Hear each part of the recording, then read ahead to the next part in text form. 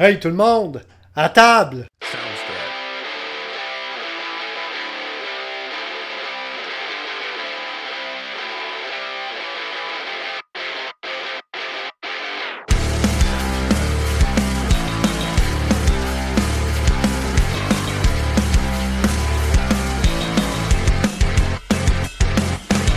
Bienvenue à Table, un podcast où deux gars grisonnants jasent ludique en votre compagnie.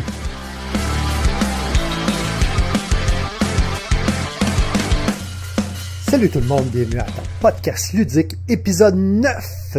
Vous êtes en solo avec Eric, j'espère que vous allez bien. Écoute, Martin, il ne sait pas encore que j'ai décidé de tasser l'épisode 8, parce que oui, t'as pas la berlue, l'épisode 8 n'est pas encore sorti. Grosso modo, en regardant un petit peu là, les différents forums sur BGG, j'ai réalisé qu'il y avait deux campagnes de sociofinancement qui roulaient pour des versions 2 de jeux que j'ai déjà ou, disons, là, des produits, je veux dire, relatifs à des jeux que j'aime beaucoup. Puis je me suis dit, hey, ça serait peut-être une bonne occasion. On n'a jamais fait l'exercice à table. Ben de sortir là, les Kickstarter, les GameFound, puis de jaser un petit peu de qu'est-ce que j'en pense entre mettons, la version 1 et la version 2. C'est des jeux que Martin n'a jamais essayé, fait que je me suis dit, ah, de la merde, je le fais tout de suite. Surtout que dans le cas du premier jeu, ça va être Trismegistus. Au moment où j'enregistre, ça va être je pense que la campagne finit dans 2 jours. Là. Donc, si je viens voir ici, là, vois-tu 2 journées left. Donc, ce que j'ai fait en fin de semaine, là, je me suis rushé, je t'ai fait une critique de Trismegistus. Donc, si là, tu vois là ici, là, bon, regarde, tu vas même voir là qu'est-ce qui s'en vient. Là. Donc, tu vois ici, là, la critique est sortie, donc c'est une vidéo là, qui doit faire à peu près 1 heure, et tu peux aller voir ma critique de Trismegistus. C'est probablement ma 4e ou 5e critique que je fais sur la chaîne, par contre, à cause du fait que j'ai changé l'ordre des choses, pour toi, c'est probablement la 2e seulement que tu vas voir. Le format que j'ai décidé d'avoir, c'est de le faire en mode podcast, pas de... Je dirais pas de notes, mais pas de script. Je te montre comment jouer, puis après ça, ce que je fais, moi, je passe en revue chacun des composants, les cartes, le plateau, les plateaux joueurs, puis ça me permet de repasser sur des points de règles que j'ai peut-être oubliés pendant ma présentation du jeu. Ça me permet de jaser un peu, puis d'y aller toujours en mode de discussion plutôt que d'y aller en mode hyper formaté. On a créé assez de contenu là, sur la chaîne pour dire qu'un des perks qu'on a eu, c'est qu'avec le chapitrage que je fais, je suis capable là, tu as les chapitres, mais si tu l'avances, là, que ce soit sur ton mobile là, ou sur ton Roku, ta Smart TV, whatever, ben tu les vois là, les chapitres là, sur la ligne rouge, là, la ligne du temps, donc tu es capable d'aller au point qui t'intéresse. Fait que si toi, toute la portion où je jase du plateau, les dés, les cartes, ça t'intéresse pas, tu veux juste avoir le how to play, puis à la fin, mon ressenti, ben tu peux avancer ça plutôt rapidement. Fait que, ouais, aujourd'hui, je me suis dit, on va se rusher, là, puis habituellement, les vidéos, ils vont sortir à tous les vendredis, puis les podcasts sortent le premier vendredi du mois. Là, à cause de l'opportunité qu'on a là, avec Trismegistus, puis l'autre, tu le vois pas là, dans ce que j'ai cadré là, dans l'image, mais ça va être Flashpoint, dans lequel il reste encore 17 jours. Donc là, j'ai fait la critique de Trismegistus. J'essaie de faire l'enregistrement de ce podcast-là. Puis le fait que c'était qu'un enregistrement vidéo seulement, je devrais être capable là, de le monter là, puis de le mettre dans la même journée là, que ça va être enregistré. Là, ça devrait être assez vite. Puis je vais essayer pour ce vendredi, à la place du podcast 8, de sortir peut-être une présentation pour la version 1 là, de Flashpoint, là, mis à part une très petite extension. Je les ai tous. J'ai toutes les maps, j'ai tous les personnages. Fait je pourrais essayer peut-être de te faire une présentation comme j'avais fait avec Fayum. c'est-à-dire un faux unboxing. Je t'unbox ma version. Je t'explique comment jouer, puis après ça, on passe là je te présente là, chacun des plateaux, qu'est-ce qu'il apporte de nouveau. Je fais pas vraiment de critique là, parce que c'est pas comme si je l'aimais pas.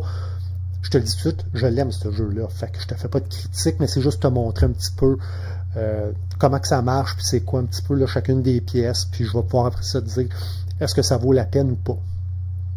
Mais aujourd'hui, ce que j'aimerais, c'est qu'on va faire le tour là, de qu'est-ce qu'il y a là, sur la page Kickstarter, là, puis on va discuter un peu là, qu'est-ce que j'en pense là, des nouveautés qu'ils vont apporter là-dessus. Puis je me suis dit, ben, comment on pourrait finir ça, là, ça, je ne sais pas pour combien de temps que je viens d'avoir, excuse-moi. Fait que je me suis dit, hey, je pourrais essayer, moi je ne l'ai jamais utilisé, c'est, comment ils appellent ça, Tier Maker. Puis je me suis dit, hey, pourquoi pas faire le tour des T-Games, puis les T-Games adjacents. Donc, exemple Origin, que c'est pas réellement un T-Game, ça commence pas avec un T, c'est pas Daniele Tassini, mais c'était fait dans le même esprit. Fait que, écoute, ça va être ça pour aujourd'hui.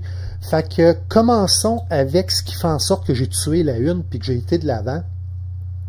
Trismegistus, la nouvelle édition.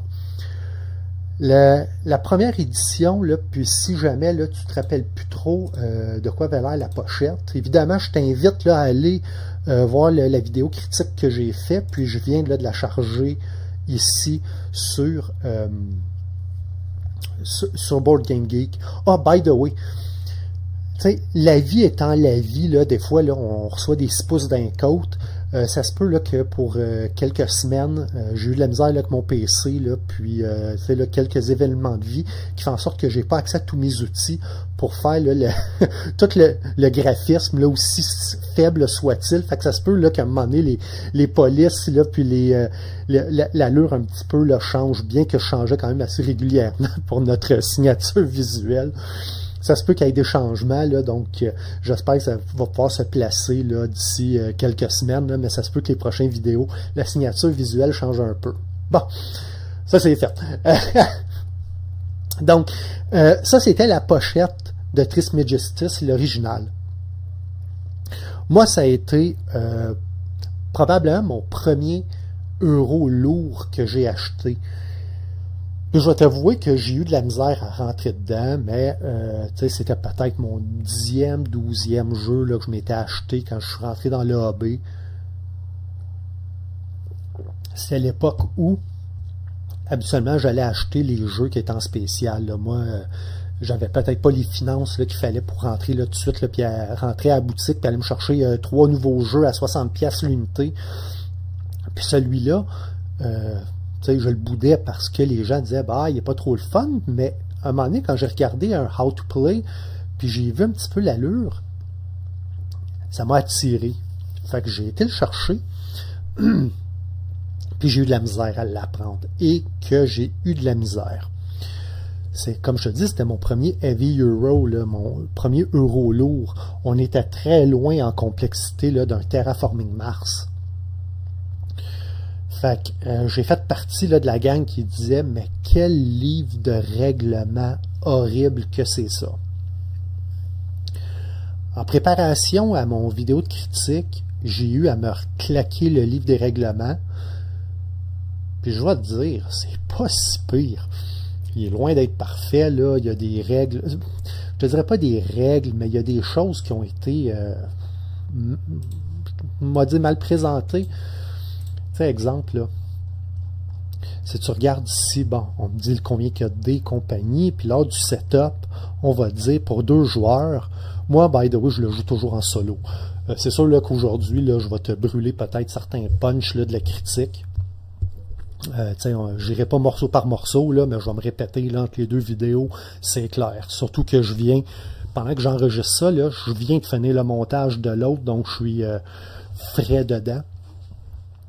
Ici, là, tu vois, pour 2 joueurs, retirer un dé rouge et un dé noir.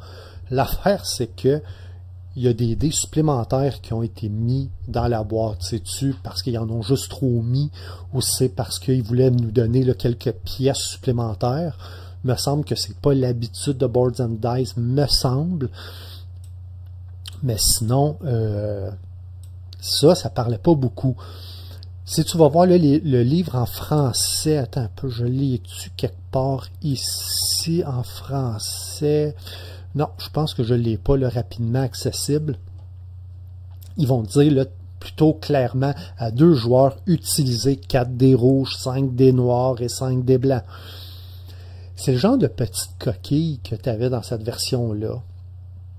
Il y a du monde qui se sont plaints là, sur certains là, des icônes que tu vois ici. Si tu regardes, mettons celui-là, mais je pense que quand tu le reviras à l'envers, on peut peut-être pour le fun s'essayer. Je peux-tu faire ça comme ça? Je peux-tu faire une rotation avec l'outil? Non, je pense que ça marche pas. Ici, la rotation. D'accord. Anyway. Il y en a qui disaient que ces deux logos-là, ils se ressemblaient un peu trop. Lui, ça se ressemble, sauf que lui est d'un autre bord, puis lui, il a comme des petites cornes dessus. Je vais t'avouer, moi, j'ai jamais eu de misère à embarquer là, dans l'histoire des logos. Fait que ça, j'ai jamais vu vraiment le problème. Je trouve qu'il y a des jeux là, qui sont autrement pires que ça. Surtout que finalement, le jeu il est crunchy au niveau des décisions, mais un coup que tu te plonges sur ton plateau personnel, ça se joue plutôt bien. Je dis pas que c'est facile, mais c'est pas si compliqué que ça. Il y a des gens qui disaient que le livre était peut-être mal organisé. Bon, moi aussi j'ai mes réserves. Un des points problématiques, là, c'est que il te présente super bien les composants. Et si tout est bien nommé, tu commences ton setup ici. Tu as 2 pages pour te numéroter les différentes pièces. Puis après ça, tu finis ton setup ici. Donc, tu vas te retrouver à devoir flipper entre 4 pages au début, là, le temps de reconnaître là, les différentes composantes. Un coup, tu l'as fait une fois ou 2. Ça va plutôt bien. Fait que oui, Boards and Dice, je trouve qu'ils sont toujours un peu dicey, avec le livre. Mais franchement, là, c'est vraiment pas le pire là, que j'ai eu à lire de eux. Je vais t'avouer, là, il y a un jeu que j'ai acheté, là, puis je pense que je n'ai jamais réussi à craquer le code de savoir comment jouer, surtout pas en solo. C'était Dark Ages. Attends un petit peu, là. Puis de toute façon, on va en parler tantôt là, quand on va parler là, des T-Games. Celui-là, je l'ai. Puis le livre, il est horrible dans ce cas-là. Et pourquoi? Parce que lors du Kickstarter, ils ont sorti 2 versions de ce jeu-là. Dark Ages, Héritage de Charlemagne. Puis l'autre, je pense, c'est Holy Romanian, je sais pas quoi, là. Attends un peu. Holy Roman Empire. Puis chaque jeu est à peu près pareil à 80-85%. Puis il y a un autre 15 à 20% qui est différent. Puis à un moment donné, on fait des bourdes dans chacun des livres. Puis il y a des choses qui ont oublié de corriger d'une version à l'autre. Puis après ça, il y a des choses qui sont sorties au Kickstarter, qui a la deuxième impression.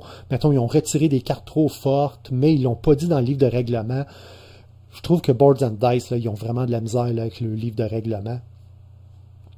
Donc, cela ne fait pas exception, mais il n'est pas si tant pire.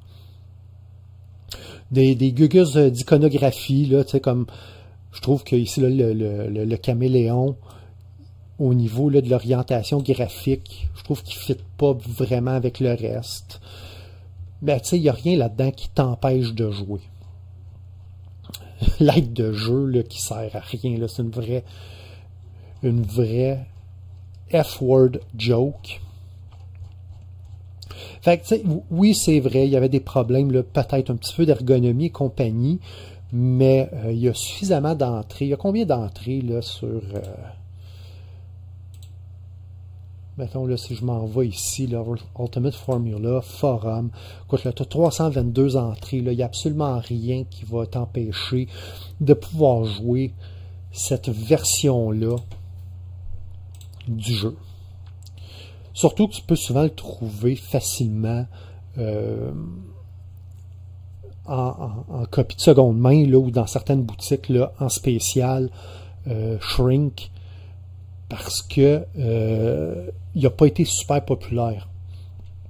Mais personnellement, comme jeu solo, là, pour les 4 que j'ai essayé là, dans les T-Games, moi, ça a été mon préféré. Là. Au final, là, un coup, là, je les ai essayés, puis joué plusieurs parties. Celui-là, je l'aime beaucoup. Alors, un coup que ça a été dit, qu'est-ce qu'on a d'intéressant avec la deuxième édition? Il y a une nouvelle orientation graphique. Donc, on peut peut-être aller voir là encore là sur... donc, c'est une orientation qui va être un petit peu plus steampunk. Je sais pas, ça va-tu être trop gros? Non, ça fait la job. Un peu plus steampunk. J'imagine que ça va dans l'air du temps aussi, là, avec... l'autre, c'était beaucoup là, des scientifiques masculins. Là, donc, il aurait peut-être pu mettre Marie Curie et compagnie, là, mais probablement qu'elle n'était pas de la même époque que les scientifiques là, qui étaient présentés dans le jeu. Donc, ici, bon, pour la parité des sexes, là, ils ont mis... des femmes, là, ça me dérange pas, là, zéro pas pantoute, là, tu sais, c'est, comme je dis, c'est l'air du temps. Moi, le thème, par exemple, steampunk, dans ce jeu-là, peut-être parce que je vais dire un peu nostalgique / protectionniste du vieux thème, c'est peut-être plus, là, je trouve qu'il a l'air de faire moins mage, moins alchimiste, puis un petit peu plus cartoon, c'est plus ce côté-là qui me fatigue un peu au niveau de l'orientation graphique. Ça va-tu être trop gros ici? Non, je pense que ça va être pas pire. On va retourner quand même voir tantôt là, sur la page là, de Kickstarter là, ou de GameFound. Non, c'est GameFound ici. Ils ont l'air d'avoir gardé les mêmes dés, puis ils ont changé là, certains éléments. On va revenir ici. Je peux te faire un... Si je grossisse ici. Au niveau, comment je te dirais... de l'ergonomie du jeu, juste en termes là, de format de plateau, je pense que ça, ils ont fait un très bon choix. Dans ma critique, ce que je dis, c'est que tout est trop gros. Le plateau principal, qui est un placeholder pour des tracks, des cartes, puis des jetons, c'est vraiment trop gros pour la fonction que ça a à faire. Et les plateaux joueurs ont beaucoup d'espace libre. Ergonomiquement, c'est super bien fait parce que c'est aéré. Sauf qu'un coup, tu le mets sur la table, c'est comme s'il fallait que tu mettes 8 boîtes de format Calac sur ta table. C'est à peu près impossible à mettre là, sur une table de 3 par 4. Moi, chez nous, j'ai une table là, de 5 pieds par 3 pieds là, avant de mettre les rallonges. Puis, tu peux pas jouer une personne de chaque côté de la table. Tu es obligé de jouer comme ça, mais avec... les gens sur les côtés longs de la table, parce qu'il faut que tu mettes des cartes sur le dessus, il faut que tu mettes des tuiles tout le tour. Ergonomiquement, c'était vraiment pas vargeux. Donc, je pense que ça, ils ont fait un bon travail là, de devoir réduire un petit peu le footprint, ou comme certains vont dire, le real estate là, sur la table, là, donc l'espace utilisé par les différents plateaux. Les plateaux personnels, tu sais, c'est... Comment je te dirais ça? C'est beaucoup là, les mêmes affaires, mais plus suaves et sexy. Avant, ici, ils ont mis là, comme des lampes. Comment on appelait ça? C'était ce qu'on considérait comme étant les premières batteries. Je me rappelle plus. C'était pas Lament Lamp. Ah, comment que ça s'appelait, ces trucs-là? Enfin, mais tu sais, on remarque un peu là, le genre là, sous une cloche. Tandis que le format original, est-ce qu'on va le voir ici? Ça disait pas grand-chose, c'était simplement une piste. C'était une piste comme ça ici, et les dés utilisés, ils étaient là. Donc, il n'y avait aucun thème, c'était hyper fonctionnel. Quand on tombe ici, ben, on voit là, probablement les dés utilisés, là, ou peut-être ici, puis le potency, là, donc la force des dés. Oui, c'est beaucoup plus beau. À quel point que c'est vraiment plus pratique. Bon, c'est plus beau. Ici, il y a des gens qui avaient de la difficulté avec le format original. Ils disaient que c'était pas très... comment je te dirais, ergonomiquement, c'était pas très sharp que de commencer la transmutation à droite et de s'en aller vers la gauche. Comment je te dirais ça? je peux comprendre de dire, ben, ça aurait été mieux que ce soit de l'autre bord. Puis je pense que c'est correct de l'avoir corrigé, tant qu'à faire une deuxième édition. Mais moi, ça n'a jamais été un bloquant ergonomique. Ça m'a jamais empêché de fonctionner correctement avec ce jeu-là. Si on revient ici. Par contre, quelque chose que je vais essayer, là, je peux-tu faire un petit image sur image, là? Tain. Comment je te dirais ça? Je trouve ça bruyant comme plateau. Tu sais, là, ils ont voulu mettre là, le fond ici, là, comme si c'était une fenêtre. Puis, je ne sais pas là, à quel point.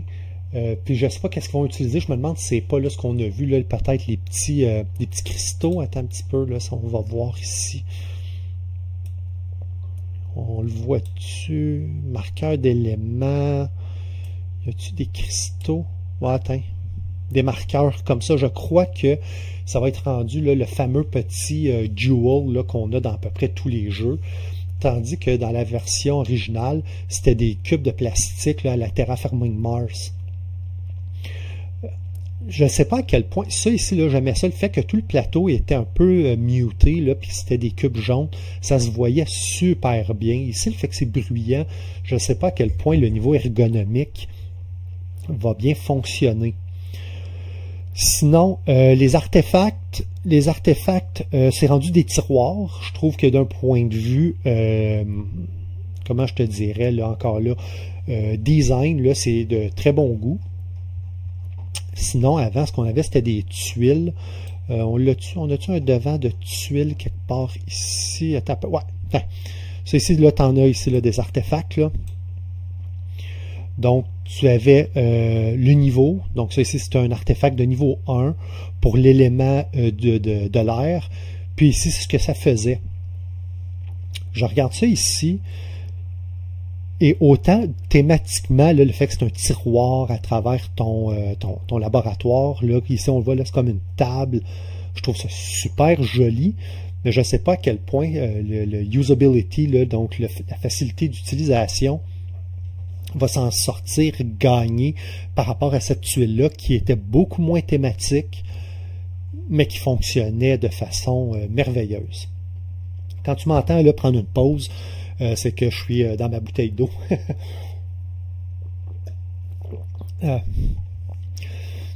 Sinon, encore là, ils ont fait là, des efforts là, de... Attends un peu, on peut-tu le tasser ici? Là? Je pense que je vois pas je vois pas le zipper en bas. Ici, bon, l'espèce de bouteille multicolore ici, ça remplace un jeton plus 1 qui, encore une fois, avait aucune saveur thématique. Ici, plus 1. Donc, tu le vois, là, c'est rendu une bouteille ici. Donc, ça sent la même fonction, c'est juste qu'ici, c'est plus beau, puis ici, c'était très euro, mais très euro. Puis, tu sais, ça, là, c'est le plateau central. Le plateau central, je pense qu'on le voyait ici un petit peu sur le dessus. Là, je peux peut-être le faire comme ça, un peu. Bon, je vais enlever ça ici. Ah, et voilà. Donc, les dés étaient dans un bol au centre, ici, avec l'espèce d'aide de jeu qui venait autour, et chacun des éléments était associé à un livre. Ici, ils vont mettre les cartes au-dessus. Les pistes ici qui sont là vont être associées avec chacune des bouteilles. Les artefacts ici, donc, au lieu d'avoir là, des couleurs qui fait avec les dés. Oh. Évidemment, moi je suis habitué avec cela, je lis ça ici, puis sur les différents forums sur BGG, il a été annoncé que le jeu a été pas mal reformaté, c'est pas juste un changement cosmétique, là, ils ont simplifié certains mécanismes. Mais je vais t'avouer là, que je trouve ça quand même très lourd visuellement. C'est très beau, mais je trouve ça très lourd. Les cartes, est-ce qu'on en a une ici, une carte de potion? Un petit peu. Ouais, on la voit pas beaucoup ici, par contre, là, la carte de potion. Peux-tu t'en trouver une quelque part? Bon, je vais essayer de faire un zoom ici. toutes les cartes étaient comme ça. Donc, il y avait un fond coloré avec une genre d'Erlenmeyer, là, ici, là, ou un flacon, un ballon, plutôt là, un flacon ballon. Tu savais ici ce que ça prenait pour faire cette expérience-là, le niveau de contrôle d'une piste d'éléments, le nombre de points que ça donnait à la fin, puis le bonus que tu avais en la faisant. Bon, ici, la couleur, je pense que ça va donner, là, ça va être l'équivalent de ça. Mais ici, je crois que les expériences, là, c'est vraiment, là, c'est qu'est-ce qu'il faut que tu payes, qu'est-ce que tu vas recevoir. Donc, ce qui était ici va être de gauche à droite avec le nombre de points puis le niveau là, de contrôle de la piste qui est ici. Encore une fois, c'est beaucoup plus beau, mais je ne sais pas à quel point là, le niveau d'usabilité de ces cartes-là va être vraiment mieux.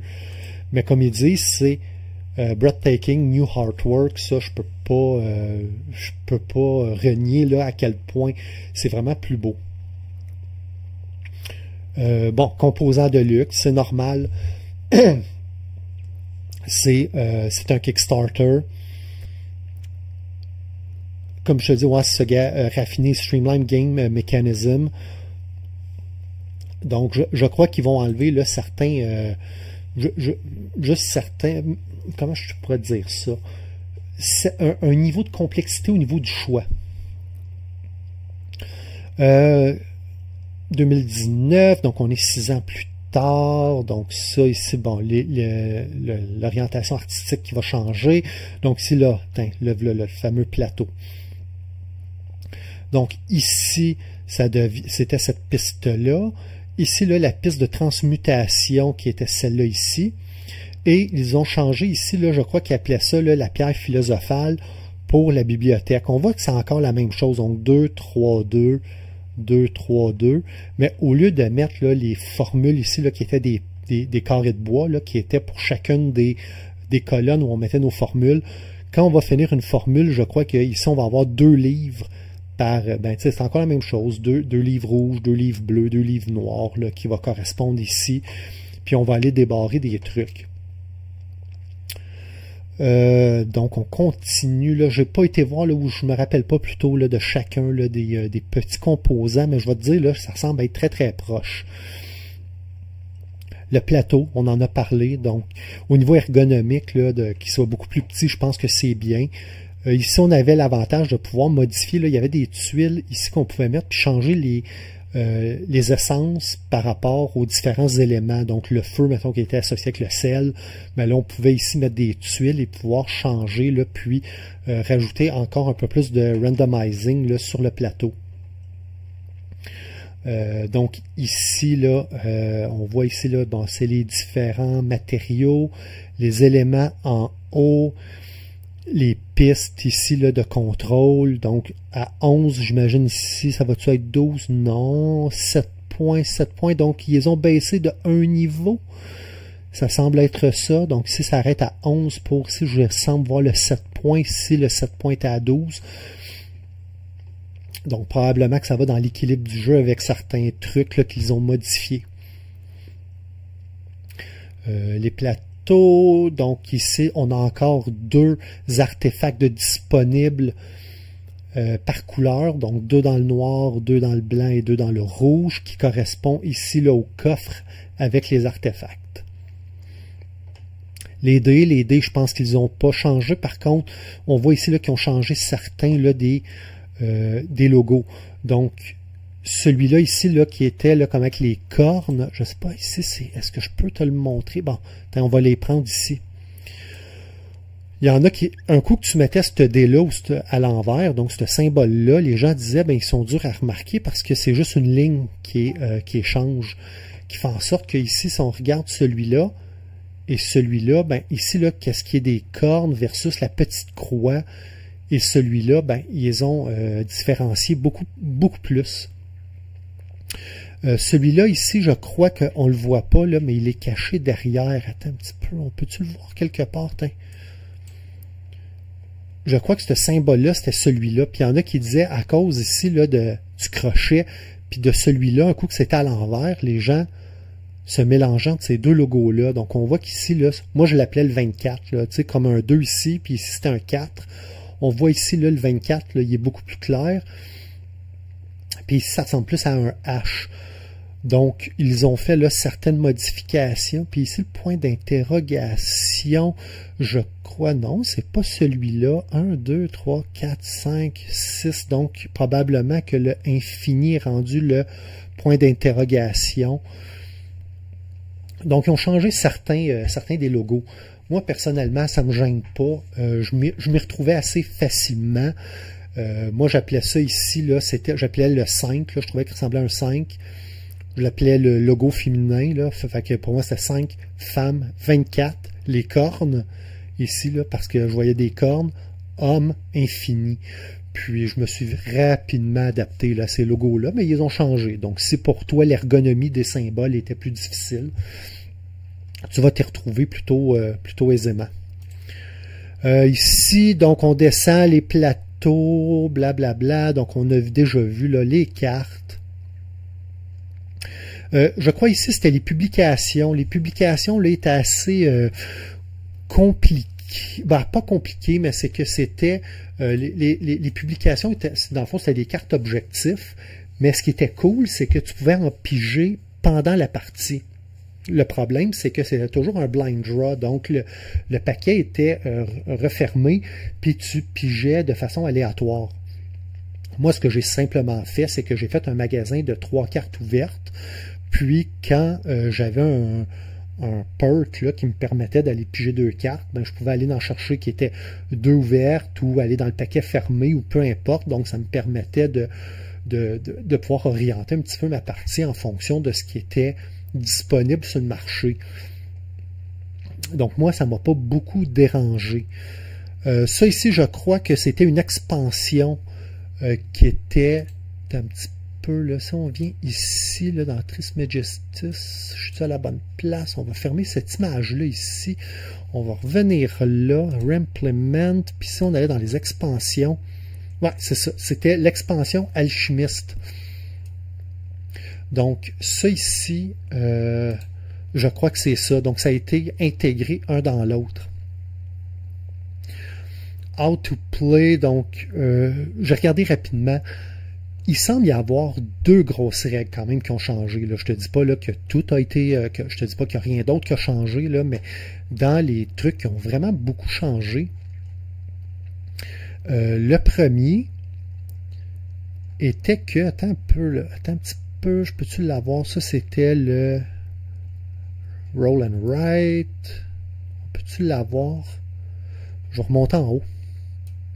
Je vais revoir le plateau personnel quand il est comparé. Ici, ça c'est le plateau principal. Les plateaux joueurs sont où? Excellent. Une des affaires principales là, qui a été modifiée, c'est que quand tu mettais des artefacts, tu mettais un artefact par ligne. Donc, si, mettons, là, je prenais un artefact blanc, je le mettais ici, ben, je devais absolument transmuter soit via cette ligne-là ou cette ligne-là pour activer l'artefact. Ici, ils l'ont mis par couleur. Donc, c'est pour ça que la tuile est un petit peu plus large. Donc, vois-tu, ça, c'est un artefact que tu as plugué sa ligne noire. Donc, si tu fais ça ici, ou ces 2 flèches-là, tu peux activer cet artefact-là. Qui fait en sorte que ça donne beaucoup plus. Tu ne peux pas en mettre plus que 2. Donc, ça reste pareil. Donc, essentiellement, là, ce que tu peux faire là, sur ta copie à toi, c'est que au lieu de dire, ben, je plug un rouge là, tu pourrais mettre 2 rouges dans le coin, 2 noirs dans le coin, puis stacker tes 2 blancs ici. Et tu pourrais porter cette règle-là sur le plateau là, de ton jeu original. L'autre règle, grosse règle qui ont changé, c'est que quand tu vas chercher une expérience ici dans les livres, puis ici là au-dessus, tu gagnes automatiquement un matériel qui correspond à la formule. Donc, si je viens ici, là, puis que je prends, je crois que ça ici, c'était du fer. Donc, si je prenais ça, non seulement je gagnais ça ici, je gagnais l'expérience ici, là, donc la carte, mais je pouvais aller me ramasser un matériel qui fait en sorte que tu en accumulais beaucoup plus rapidement sur ton plateau personnel. Troisième règle qui ont changé, c'est que pour ceux qui vont jouer multijoueur, ils ont retiré les jetons de réaction. Puis eux autres, ce qu'ils disent, ben, on a retiré ça pour éviter là, les ralentissements dus à la paralysie d'analyse qui est issue des gens qui disent hey, là, je prends-tu mon jeton, je le prends-tu pas? Ils disent ben, on te donne quand tu prends une expérience, ben, tu rajoutes un matériel à ton plateau personnel. Ben, on va dire personnellement, la plupart des règles, là, je pense qu'ils sont facilement adaptables à la version première. Mon feeling là-dessus, c'est je suis convaincu que ça vaut la peine de kickstarter cette version-là. Je pense que tu peux facilement t'en tirer avec la version 1 du jeu, même si elle a ses défauts. Puis encore là, je t'invite à aller voir là, la critique, là, puis ça va probablement être une des fiches là, à la fin de la vidéo là, de l'épisode 9. Je vais t'envoyer la critique de Trismegistus. Puis je pense que tu pourrais facilement adapter là, les nouvelles grosses règles à ton ancienne version. Je ne l'ai pas encore essayé parce que j'ai juste joué une partie avant de faire la critique. Mais mon gut feeling, c'est que ça marcherait. Puis effectivement, ça pourrait accélérer un petit peu la partie puis rendre le jeu un peu moins cutthroat.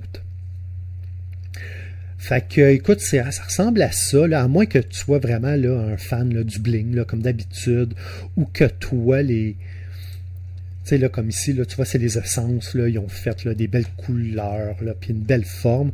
Les essences dans le jeu de base, ou le jeu là, en première édition, là, on les a tués ici, les essences. C'était des jetons, là, mais si tu as joué à des jeux comme Tekken là, ou Teotihuacan, tu es habitué avec les jetons beige, Boards and Dice, donc ça ne devrait pas te déranger. Ça, écoute, ça fait un bout, là, donc moi, là, je veux dire, là, c'est un petit peu ça là, que j'en pense là, pour Trismegistus. Selon moi, là, la version première, là, de ce que j'ai vu à date, tient la route, tu pourrais l'avoir. Puis écoute, là, combien là, qu'il demande là, quand même là, pour... là, parce qu'il y a toujours, évidemment, là, j'appelle ça combien que ça coûte. Écoute, là, c'est 67 €. Combien, mettons? Currency Converter. On va aller en euros. Fait qu'on a dit quoi? 67? 67 €. C'est 105 piastres plus ton shipping. Ouch! Yeah. Pour le fun, là, on le fait-tu? On va aller rapidement, là. Boum. Comme ça. Puis, Trismegistus.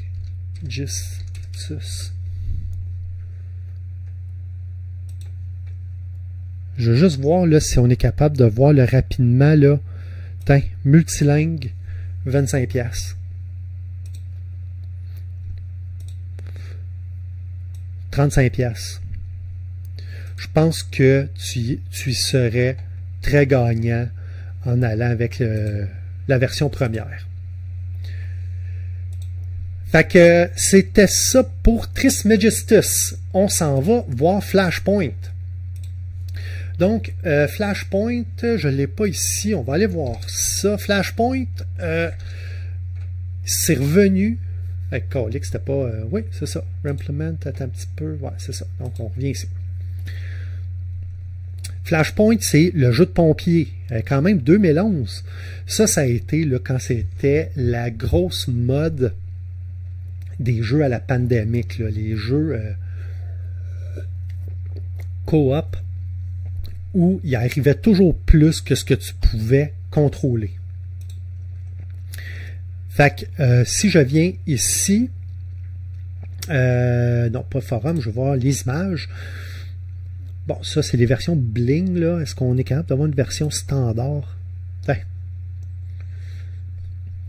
Donc c'était avec les la maison est en feu, il y a des trucs qui sont endommagés. Le but du jeu, c'est de sauver 7 personnes avant qu'il y en ait 4 de décédés, si je me rappelle bien, 3 ou 4, et que la maison s'écroule. Et tu sais que la maison s'écroule quand tu as utilisé, on est capable de les voir, tous les cubes noirs que tu as, je crois qu'il y en a 24 ou à peu près. Et c'est ça qui va définir là, ta fin de partie. Il y avait une version familiale dans le jeu et il y a la version avancée. Moi, j'ai toujours joué la version. Excuse-moi, j'ai toujours joué la version avancée. C'est probablement mon jeu coop préféré. C'est celui-là qui a toffé là, ma purge là, des pandémiques là, et autres jeux du genre. Quand je me suis un petit peu là, tanné là, du format, lui il a résisté, et non seulement il a résisté, mais j'ai à peu près toutes les expansions. Là. Si tu regardes, j'ai réussi à trouver Tragic Event, tu peux voir le déballage là, sur la chaîne. Ça ici, je ne l'ai pas. Je l'ai dessus. Oui, je pense que je l'ai eu à travers une autre expansion finalement. C'était-tu avec celle-là? Laisse-moi donc regarder. Image. On le voit-tu? Oui, tiens. Je l'ai eu à travers cette expansion-là. J'ai Honor and Duty. J'ai pas les bonus packs. Ça, c'est celui vraiment qui me manque, là, le Veteran Rescue Dog. Mais pour 2 figurines, là, puis 2 personnages, là, je suis capable de m'en passer. J'ai Dangerous Water, Extreme Danger, Second Floor. Fire Academy, je l'ai pas, mais je pense que c'était juste des challenges. Puis Urban Structure. Fait que j'ai pas mal toutes les maps, toutes les cartes et tous les personnages. Là, je pense que c'est sorti en boutique, là, ça va faire, je te dirais, combien de temps? Un mois peut-être au moment où j'enregistre. Legacy of Flame, qui est le jeu Legacy. Si tu sais pas c'est quoi un jeu Legacy, généralement, là, moi, j'aime pas ça dire ça de même, moi j'appelle ça un jeu jetable.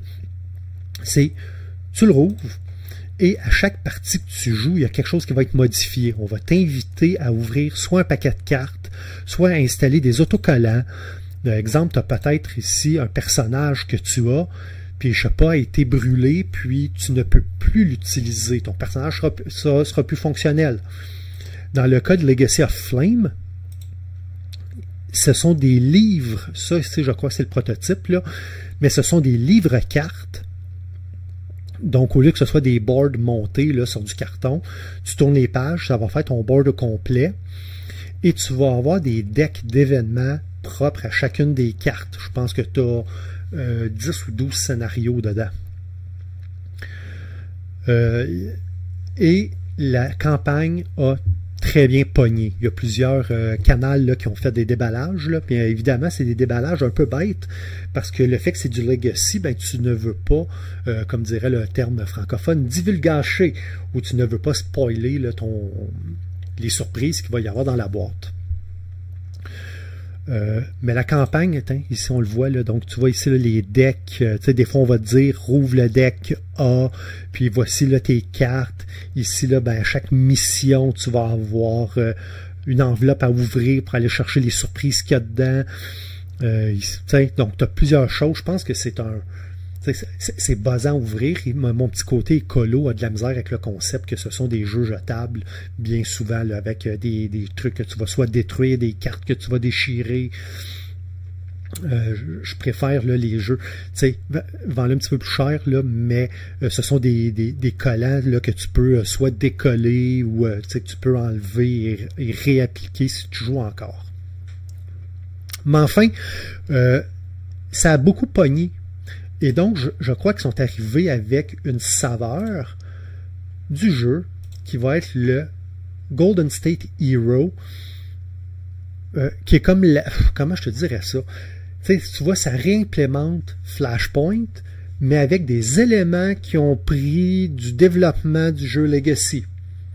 Donc, on va s'en venir. Trismegistus, on en a fini d'en parler. Fait qu'on s'en vient ici. Donc, tu vois, là, ça a l'air d'être quand même une boîte qui est assez épaisse. Première affaire, je crois qu'ils ont créé des nouveaux personnages puis ils ont donné des noms. Donc, c'est plus juste des fonctions, là, le généraliste ou... est-ce qu'on peut le voir, mettons ici, dans les images? Différentes cartes, là, mais c'était, mettons, le généraliste, le spécial en structure. J'aimerais ça voir pour pouvoir te le montrer. Sinon, on va peut-être le voir dans les perks un petit peu plus bas là, du Kickstarter.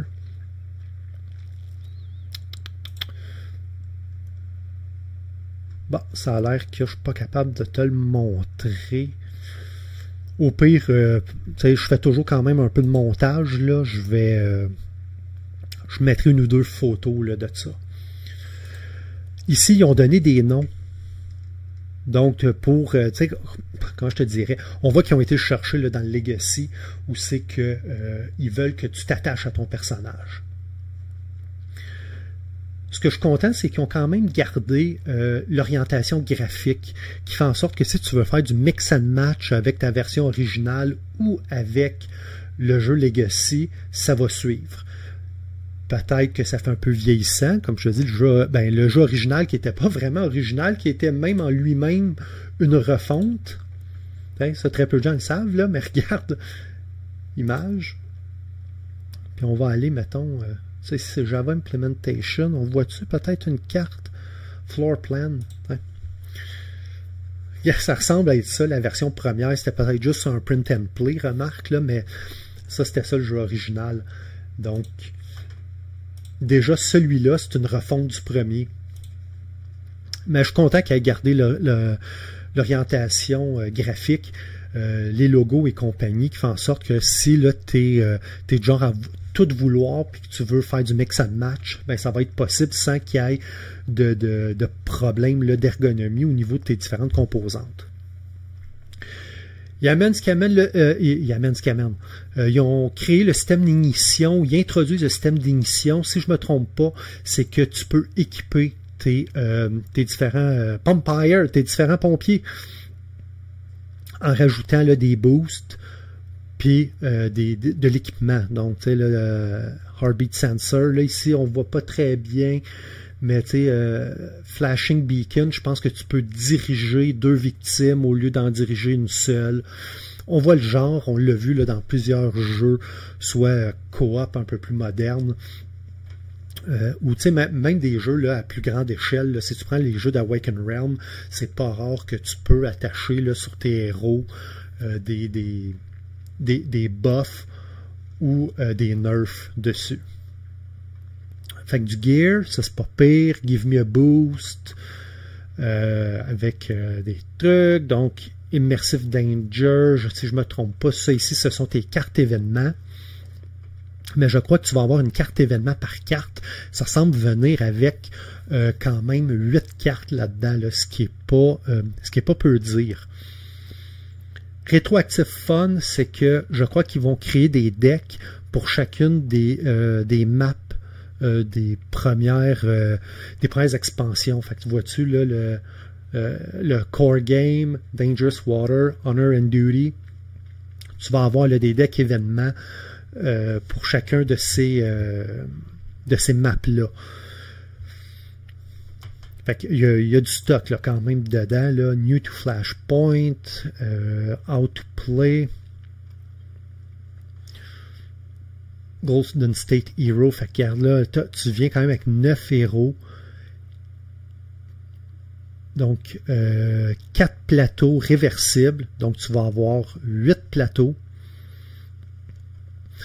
Un deck de feu qui représente ce qu'il y avait dans Tragic Event. Pour ceux qui n'aimaient pas la mécanique, on appelait ça des hotspots. J'ai-tu accès au... J'ai-tu accès au livre de règlement si je viens ici? Rapidement. Séquence de jeu, Advanced Player Aid. En fait, les hotspots, c'est que genre, toutes les fois qu'il y avait une explosion ou qu'un feu se déclarait là où il y en avait déjà eu, tu mettais un micro-jeton sur le plateau, puis c'est ça qui faisait, qui disait rebrasse encore. C'était là, le phénomène là, de rebrasser pour que le problème vienne pire en pire à pouvoir contrôler. Il y en a qui trouvaient ça un peu clumsy, là, un peu maladroit à utiliser, donc ils ont créé le deck de feu. Puis essentiellement, c'est que au début, c'est ce que j'appelle c'est une accélération du feu standard, puis à un moment donné, ils vont dire rajoute une autre carte de flare-up, rajoute une autre carte de flare-up, jusqu'à temps que ton deck, c'est quasiment comme un genre de deck builder où il devient de pire en pire. Puis tu retournes tes cartes, puis c'est ça qui gère un petit peu ton brassage de dés. Personnellement, moi, j'ai jamais eu de problème avec le hotspot, puis je trouve plus maladroit ce deck-là. Par contre, j'ai beaucoup aimé les decks d'événements. Souvent, il était bien écrit. Des fois, il était à ton avantage. Plus souvent qu'autrement, il était à ton désavantage. Mais je trouvais que ça rajoutait beaucoup de flavor, là, qui était bien, bien le fun. Les pions standards, ça, je trouve ça bien que ce ne soit pas des miniatures, mais qu'ils aient repris... Quand je dis pas des miniatures qui ressemblent aux différents personnages ici, là, mais qui soient... Il aurait pu dire on va recréer 9 mini comme ils ont fait dans Extreme Danger. Non, ils ont repris là, les figurines standards juste colorées. Moi, je pense que c'est la bonne chose à faire. Les cubes de dommages qui étaient très bien faits, les différents véhicules, il y en a des nouveaux. Là. Ce que je vois, là, il va peut-être y avoir un accidenté de la route. Certains des jetons, les dés. Et ça, je suis ambivalent avec celui-là. Je vais t'avouer, là, j'ai le goût. Mais 59, c'est-tu 59 US ici? Un petit peu. Pledge, back this project. Pledge. 82 piastres plus shipping canadien. T'as du stock là quand même. Là. T'as, dans le fond, là, appelons ça le jeu de base, là, plus des maps. Le jeu de base venait avec 2 cartes. Là, t'as 8 cartes. Au lieu d'avoir 6 ou 7 personnages, t'en as 9. T'as tous les decks d'événements. Écoute, il y a du stock dans cette boîte-là. À 82 piastres, si c'est un système qui t'intéresse, je pense que ça vaut la peine, mais je ne sais pas si ça vaut la peine en sociofinancement ou si t'es pas mieux d'attendre la version retail. On va aller voir c'est quoi les perks de l'acheter sociofinancement. Comment jouer, qu'est-ce qui est dans la boîte, on était rendu là, le système d'émission me semble intéressant. Ça ici, j'aime bien l'idée qu'il y ait un accident, peut-être une map là, sur la route, là, ça, je trouve ça intéressant. Si tu vas avoir le jeu Legacy, ça là, c'est si tu veux, c'est pas tout à fait un all-in, là, ça là, parce que tu n'as pas le jeu de base, mais tu achètes ça plus toutes les expansions. Dangerous Water, blablabla. Bla, bla. Tu peux acheter même les boards là, qui venaient dans le jeu Legacy. Là, tu peux les avoir montés sur carton. Milestone. Even deck for... les milestones sont débarrés. Milestone 2. Donc, certains des héros qui peuvent venir avec le système de le système de boost. Milestone 5. On n'est pas encore rendu. Shipping Canada 27 US. On a dit c'était combien? 27 US. 27, c'est 42. Écoute, là, t'es rendu, là, 42, là, t'es rendu à 124 piastres, à 125 piastres. Moi, je pense que t'es mieux d'attendre la version boutique de cette boîte-là, parce que je te dis pas qu'il n'y a pas beaucoup de stock dedans, mais juste le shipping, là, c'est écœurant, là. Puis je dis pas qu'il n'y a pas de raison. Selon moi, la boîte doit être assez grosse et assez lourde. Mais sinon, si c'est un système que tu es intéressé, remarque que tu peux souvent trouver, encore là, en version de seconde main. Si on vient ici, puis je fais Flashpoint.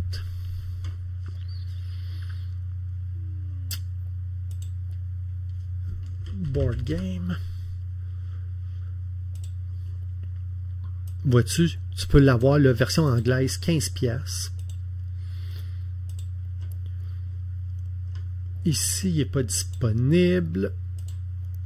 Ici, Flashpoint, on le voit-tu, 30$. C'est peut-être un petit peu là, ce qui me fatigue encore là, c'est que tu peux avoir la version de base si tu veux essayer le système pour une bouchée de pain, puis après ça, ça te permettrait peut-être d'attendre l'arrivée boutique de cette version-là. Mais selon moi, là, à 82$, là, pour 8 cartes, tout le système de Event, j'ai payé beaucoup plus cher que ça, moi, pour avoir toutes les expansions, le jeu de base et compagnie. Je pense que ça, là, Indie Boards and Dice, Indie Board and Card, plutôt, ils nous volent pas, là. Je pense que c'est une grande valeur pour tout ce qu'il y a dans la boîte. Wow! C'était là, rapidement, là, je voulais qu'on fasse le tour là, de ces deux trucs-là. On va aller à la pause musicale. Puis, après ça, on va regarder qu'est-ce qu'on fait. C'est quoi là que j'en pense là, sur la série des T-Games. Ceux que j'ai essayé, ceux que j'ai envie d'essayer. Puis, ceux que j'ai joué, qu'est-ce que j'en pense. Puis après ça, on va pouvoir en parler ensemble. Fait qu'on se voit de l'autre bord.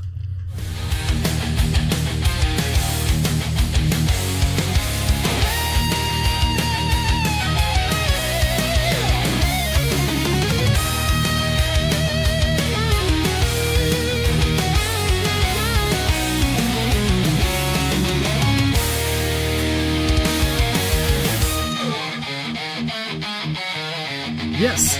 Fait que on est de l'autre bord. Moi, écoute, c'est évidemment les goûts musicaux, là, c'est propre à chacun, mais j'aime bien moi, le petit montage que je me suis fait avec They Live là, de John Carpenter. Les jeux hantés. Je te dirais pas que je suis surpris, mais je vois encore certaines personnes qui, quand on voit l'expression les jeux hantés, ils se demandent qu'est-ce que c'est. Les jeux hantés, c'est généralement des jeux qui ont été développés par Daniele Tascini et qui commençaient par la lettre T. D'où le fait qu'on les a appelés les jeux hantés. C'est souvent avec des noms difficiles à dire. Et je crois que, mis à part le premier, je les ai mis là en bas, là, tu vois là, en ordre de sortie. Je peux-tu faire un zoom là-dessus? Comme ça. Je les ai mis en ordre de sortie, donc en date. Il y a Tolkien, qui, ça, je crois que c'était pas du Boards and Dice. Mais les autres le sont. Et c'était, à partir de Teotihuacan, c'était beaucoup des jeux de manipulation de dés. Certains designs étaient des co-designs. Donc, Trismegistus, avec, je me rappelle plus là, honnêtement là, de son nom. Je peux-tu le voir là, un petit peu, là, je vais aller là, dans mon dossier que je me suis fait pour quand j'ai préparé là, ce petit truc-là ici, les T-Games. Donc, Trismegistus était développé par Federico Pierre Lorenzi et Daniele Tascini. Après ça, il y avait Tekken qui avait été développé, qui est un co-design avec David Turczi. Tolkien, qui est un co-design avec Simone Luciani. Tabanusi, qui avait été co-développé avec David Spada. Puis Tiletum, qui était co-développé aussi avec Simone Luciani. Et les gens sont arrivés avec plusieurs définitions de qu'est-ce que devrait être ou pas un T-game. Donc, j'ai été là, puis j'ai raclé plus large que passé, en prenant ce qu'on appelait là, les jeux en T adjacents. Donc, tu vois que j'ai rajouté Origin et Terracotta Army. Et donc, c'est ça. C'est des jeux qui sont généralement des euros moyens à lourds. souvent pas tout le temps développé ou co-développé par Daniele Tascini, tout le temps ou presque commençant avec la lettre T avec un nom dur à dire ou à se rappeler. Souvent dans un cadre, je vais dire, soit aztèque ou comment je pourrais dire, tu sais, là on parle de temples ou tu sais, là, appelons ça des temps plus anciens. Puis après ça, ben là, chacun arrive un petit peu là, avec sa propre définition. Mais dis-toi que quand tu embarques dans un jeu de même, tu t'embarques pour du crunch. Fait que, écoute, on part, puis on va les faire un par un, puis on ira voir la mesure là, sur BGG, là, qu'est-ce que j'en pense à mesure qu'on va en parler. Donc, Tzolk'in. Tzolk'in, c'est un jamais joué, mais intéressé. Martin, il a celui-là. Tzolk'in. Si je me rappelle bien, c'est un jeu qui, dans sa forme, ceux là qui ne savent pas trop, là, c'est le fameux jeu avec les roues dentées. Si je me rappelle bien du crunch de ce jeu-là, c'est que, en fait, tu as deux actions. Tu déposes un ouvrier qui est représenté par le petit cylindre, ou tu retires un ouvrier. Puis si je me rappelle bien, à toutes les fois que quelqu'un fait ça, la grande roue va tourner, qui va faire à son tour tourner chacune des petites roues. Ou sinon, c'est à toutes les fois que tu mets un ouvrier ici, tu tournes, puis ça va avoir un impact partout. Et le jeu, c'est tu dois absolument devoir placer un ouvrier ou en retirer un, si je me souviens bien. Et là, tout le jeu, là, c'est le crunch de dire quel ouvrier je fais patienter sur une des roues pour être capable, excuse-moi, il a la gorge mal passée, pour être capable d'avoir le plus gros gain. Il y a plus que ça, là, évidemment, il y a toutes les pistes ici tout le tour, puis le fait que c'est du Daniele Tascini, c'est sûr que tu vas avoir des tuiles qui vont être plus ou moins des contrats ou des bonus. Ça fait partie là, un petit peu de l'ADN de Daniele Tascini. Mais celui-là, je le trouve intéressant, surtout qu'il n'a pas l'air si complexe que ça au niveau des règlements. Donc ça, quand je vais pouvoir m'asseoir avec Martin, là, puis enfin, là, quand on va se voir, on va avoir le temps de jouer, puis pas juste de déballer puis de taper, j'ai hâte de pouvoir l'essayer avec lui. Teotihuacan City of God. La plupart des gens le mettent ici. Moi, ça a été un bof. Je l'ai joué, évidemment, comme ça arrive souvent, principalement solo, et je l'ai essayé à 2 joueurs. Teotihuacan. Mon premier ressenti, ça a été « Wow! » Tu commences là, tes dés, chaque joueur a une série de dés et ces dés, ce sont des travailleurs. Et à toutes les fois qu'on les déplace, ils peuvent se déplacer, si je me rappelle bien, c'était-tu de 0, 1, 2, ou ils peuvent se déplacer de 1, 2 ou 3, quelque chose de même. Ils vont vieillir, donc ils vont passer de 2 à 3, à 4, à 5, à 6. Et tu peux te déplacer seulement dans un sens, dans ce sens-là. Donc, il y a un phénomène de rondelle. Et chacune des places va te donner des trucs. Donc, exemple ici, je crois que ça donne, si je regarde rapidement, là, je crois que c'est de la pierre. Ici, ça donne de la technologie, du bois. Ici, ça te permet de pouvoir bâtir le temple. Ici, ça permet de bâtir des décorations, donc des petites tuiles tout le long. Ici, ça te permet de pouvoir bâtir des maisons, si je me souviens bien, et les maisons, ils étaient ici. Donc, avec du bois, tu avais des maisons, et les maisons, tu pouvais, je ne sais plus si tu prenais des stocks, tu les mettais là, ou si tu les prenais là, tu les mettais pas ailleurs, là, c'est, ce bout-là, là, je m'en rappelle plus trop. Puis ici, tu avais un autre truc, là, je me demande si c'était pas pour avoir du coco et compagnie.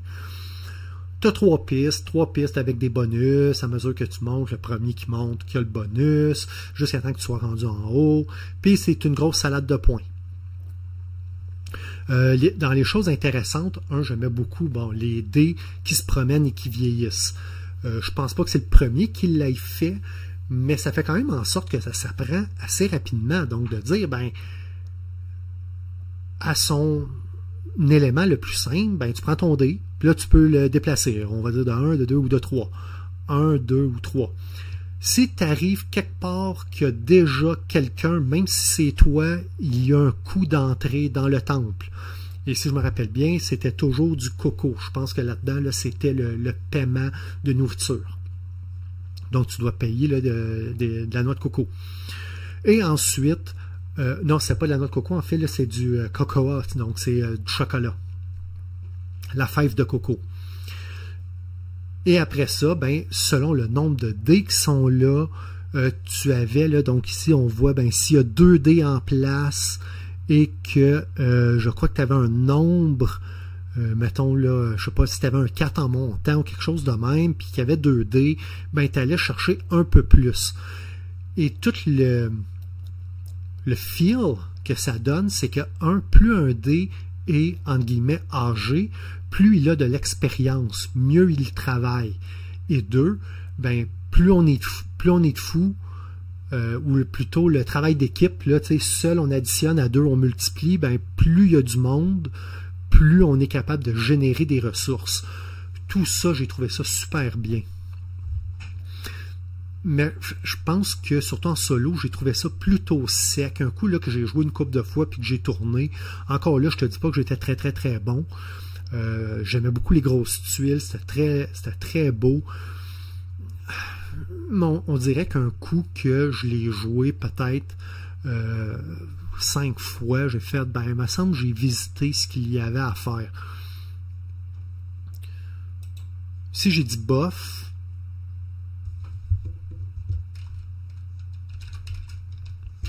je peux le rejouer, mais si on me donne le choix entre ça et d'autres choses, je vais peut-être prendre d'autres choses parce que je le trouvais très brain burner pour le peu de plaisir que j'en tirais. Le board il est fantastique, puis les couleurs sont un petit peu mutées, qui fait en sorte que tout popait quand même assez bien dessus. Je comprends très bien ceux qui l'aiment, mais selon moi, pour l'apprécier à sa juste valeur, selon moi, il faut le jouer à 3, celui-là. Pour qu'il y ait un peu plus de crunch tout le tour du plateau et que tout le monde se pile un petit peu ses pieds. Le